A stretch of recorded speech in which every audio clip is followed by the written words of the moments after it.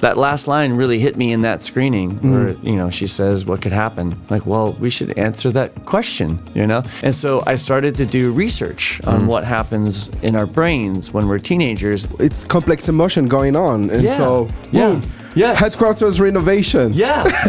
Like joy is kind of a glowing star. Yeah. Sadness is a drop. Yeah. Yes. Keep going. You're getting it all correct. I mean, scaffolding and wrecking balls.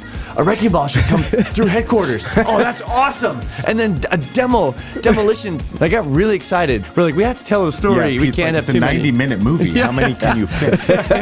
But we wanted to make something that felt very relatable to people, right? And emotions. And we've all have emotions. True. So there's this great human connection in this story. We want these to be authentic stories that we're telling. And I don't know if you noticed, but Kelsey and I are not really 13 or girls for that matter. Hello guys and welcome to the Animashow. Today I have the chance to discuss with Kelsey Mann and Mark Nielsen, respectively director and producer of the last movie from Pixar, Inside Out 2. Remember at the end of Inside Out, Riley, the main character, was probably turning into a teenager, and this is exactly what happened in this new movie. In this conversation, both of them share with us how they creatively work on the storyline, how they make it happen, how they pick the different emotions that really are serving the story about how the playbook is changing in the head of Riley. We all know that it's complicated to manage our own emotions, and maybe this conversation is going to help you manage yours. You see, it's a quick but very interesting conversation, and please, if you like it, subscribe to the channel, hit the like button and activate the bell. Please enjoy the conversation.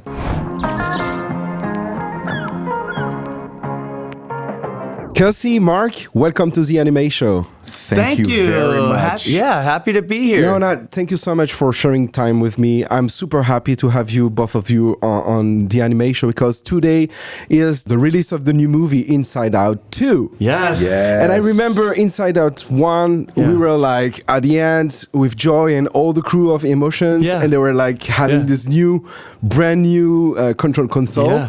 But one button was here, puberty. And they were saying like, concluded, now Riley is 12. Yeah. What could happen? Yes. What happened? Yeah. Well, that's what the movie answers. I mean, honestly, that's where I began. Is when Pete Docter, who directed the original film, he's our chief creative officer at Pixar.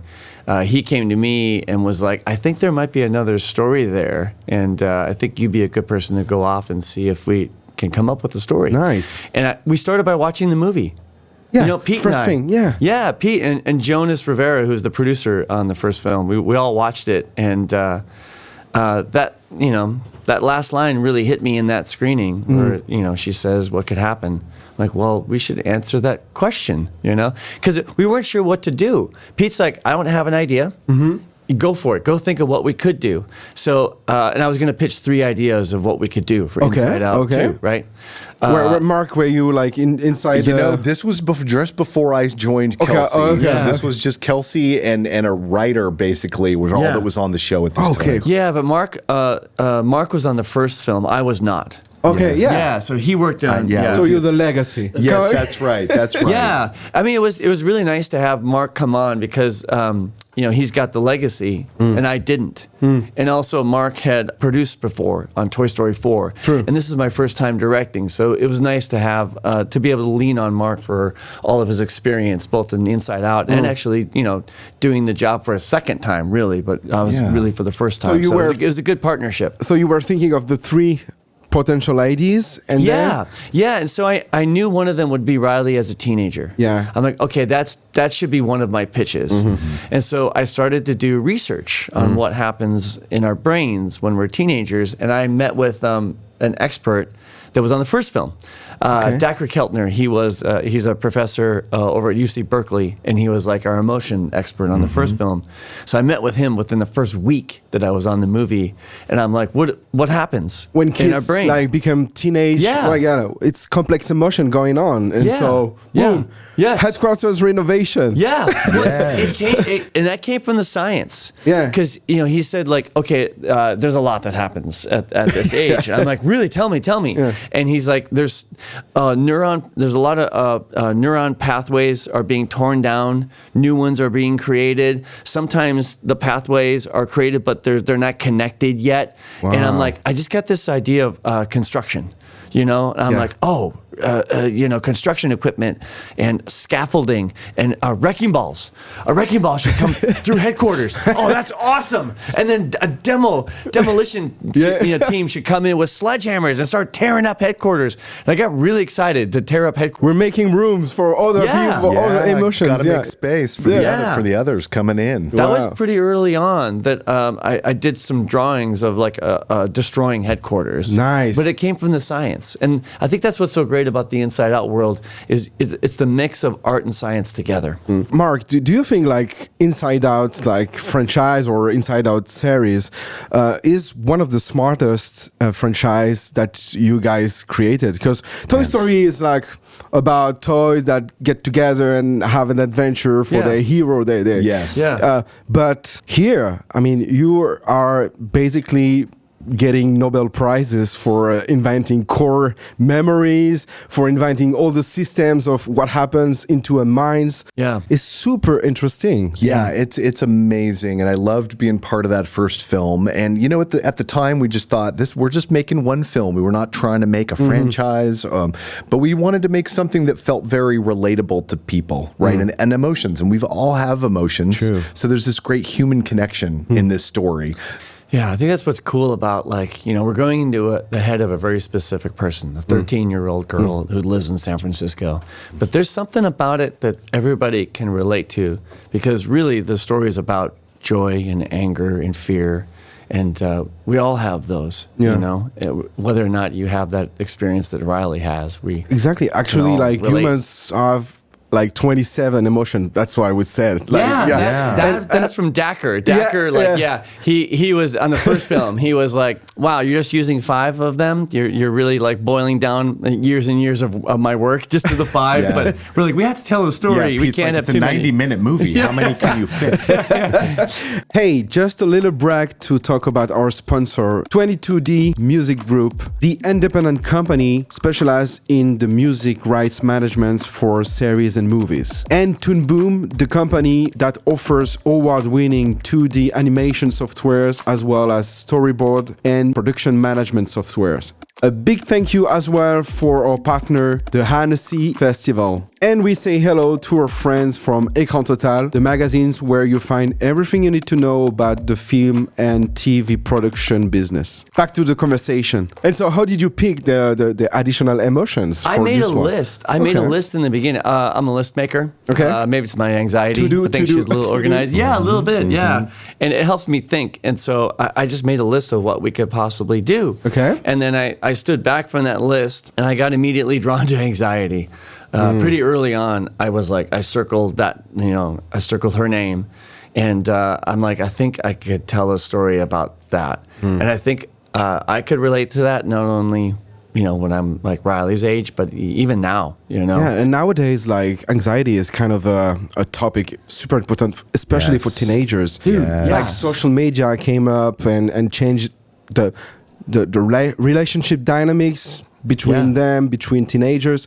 So anxiety is more than ever a topic. The pandemic did not help at all, right? The pandemic did not help. All the uncertainty. I started this in January of 2020. This is when I began. When I made that list, that was in January of 2020. And I was doing research on what teenagers were going through at that moment, right? And anxiety was on the rise in teens, especially teen girls, at that time. And then the pandemic happened, and everything got worse. And what I've struck me is you came up with the Riley's crew, which is a bunch of teenagers, girls that really helps you getting through. What is the psychology of this teenage girl, Riley, the hero? Yeah, we pride ourselves in doing our homework and doing research, right? Yeah. We want these to be authentic stories that we're telling. And I don't know if you noticed, but Kelsey and I are not really 13 or girls for that matter. So we wanted to surround ourselves with people who could help us know whether the story we were telling felt truthful and relatable. That's fantastic. So we found 9 girls between the ages of 10 and 13, and they signed on for 3 years to be by our side. Wow. We showed them every version of the movie that we made. Tests, we would screen the whole movie for them. We show them the movie, you know, and we've got a brain trust at the studio that's filled with directors and producers and writers, and we show the movie to them and get their advice. It was like a second brain trust. It was like a second brain trust, like a teen girl brain trust. Yeah. But that's why Pixar is so amazing. It's like you came up with the maximum of creative playbooks to make it happen, and this is one example. But you also are well known for character design, and I have to say, in this movie, it's crazy to see that each characters can depict like instantly and visually the emotion. Yes. Like joy is kind of a glowing star. Sadness is a drop. Keep going. You're getting it all correct. I mean, and anxiety, kind of a light bulb, but there's a little bit of lightning bolt going on in her, and and in her hair, and he goes like.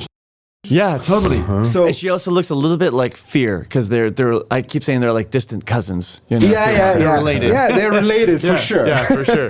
How did you create those character design with? I guess like there is a head of character design, whatever. Yeah. But how was the creative process? There's a whole art department, and led by Jason Deemer, who's our production designer. Okay. And then there's a character art director. Yeah, Keiko Murayama was our character art director. And then you've got designers that are working with Keiko, which Diana Marzigliese. Yeah, she did a lot of really great work on anxiety. And so you were like going back and forth and seeing the characters' evolution, etc. Keeping this. I mean, anxiety took the longest to do. Really? Yeah. Well, her character changed around a little bit. She was a shapeshifter in the beginning. Okay.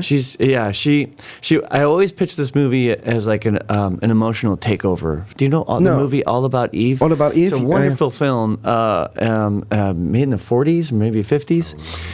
Black and white, and it's a story about an established stage actress who then a fan comes in and wants to like be an actress too, and eventually takes over her life and her job and stuff. Yeah, it's a really great movie. So I kind of pitched that like this. I'm like, oh, this is like joy is got everything figured out, and anxiety comes in, it kind of takes over. See, I can see like you're like very into movies, etc. Because you take references from the movie history, and we're a bunch of film nerds. I guess Pixar. I guess so.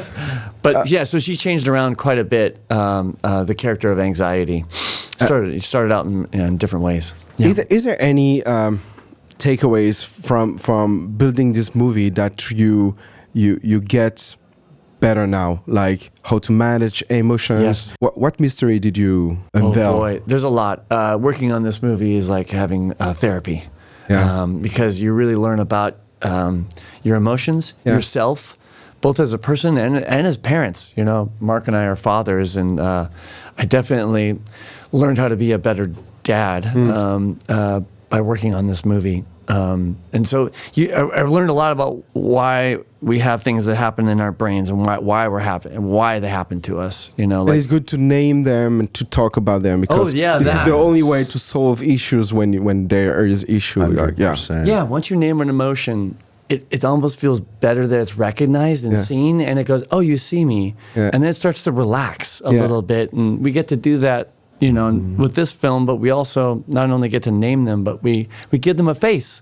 Yeah, exactly. Yeah. And it's good. And actually, I am a father as well. Yeah. My kids are not like teenagers. They're not. Yeah. But Inside Out one helps me like to manage them, so. This will help for the future when they're teenagers. So I have to say, congratulations on the movie. Thank you, both of you, for bringing Inside 2 into screens and to help all the parents and the teenagers all around the world. So thank you very much for being on the Anime Show. Amazing. Thank you so much. We're so happy to be able to bring the film here and screen it here in France. And we can't wait to share it with everybody. Cool. Yeah, thank you. Thank you.